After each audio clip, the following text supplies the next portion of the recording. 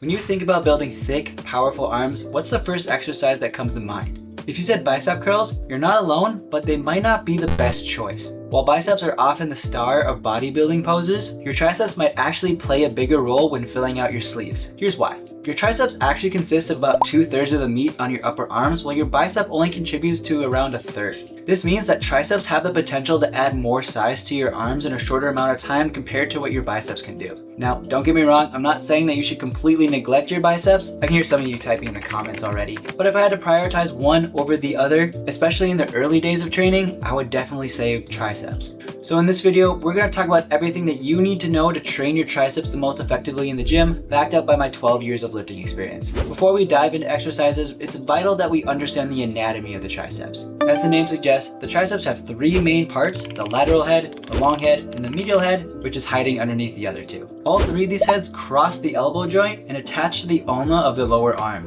The lateral and the medial heads attach to the upper arm, and their main focus is to extend or straighten the arm when they contract. This means that any exercise that involves straightening the arm under load, like pressing movements, will engage your triceps. But here's a key detail. The long head of the tricep is a little bit different. It actually crosses the shoulder joint instead of the upper arm and attaches onto the shoulder blade. This means that when the long head contracts, it not only straightens the elbow, but it also extends your shoulder. So how does all this apply to your training? Sure, exercises like tricep extensions work great, but we're nerds here, so how can we make this even better? Although your triceps do get a lot of work during pressing exercises, it may not actually be enough.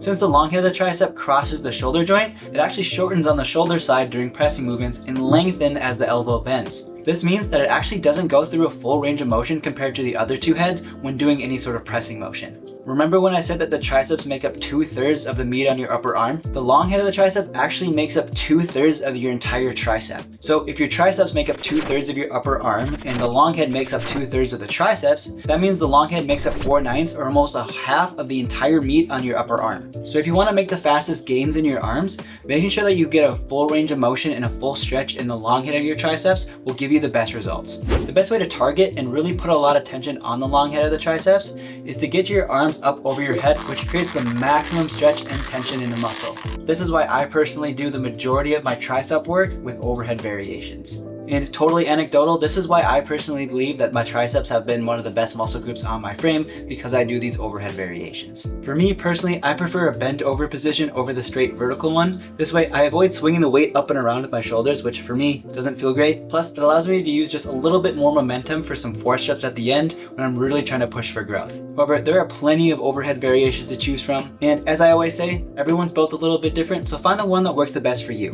However, if overhead extensions just aren't for you and you just want to increase your exercise toolbox, here are some other of my favorite tricep exercises that I use personally. So first, overhead skull crushers. These are one of my favorite exercises that I can't do anymore. They're great for hitting the long head, but I had to stop doing them because they started hurting my shoulders. If you can do it without any discomfort, I highly recommend giving these a try. Next, in the place of skull crushers, I now do JM presses. I really try to focus on keeping my upper arm as still as possible to ensure I'm effectively targeting the long head. Next, triangle push-ups. These are awesome for supersetting after direct tricep isolation exercises. This way, the pecs and the shoulders get to help out, allowing the triceps to be pushed even further past the failure point. And then we also have skier pushdowns. This variation is sneaky hard and it always humbles me. This is because when you rock back and forth like this, it maintains the 90-degree angle between your forearm and the cable, and it keeps maximal tension on your triceps throughout the entire rep. Smooth rocking back and forth is okay, but don't let it take over the movement. So remember how I said biceps often overshadow triceps? There's actually another muscle group that gets even more neglected and can actually lead to a lot of injury if not trained properly, so click on this video right here to understand what they are and how to train it effectively.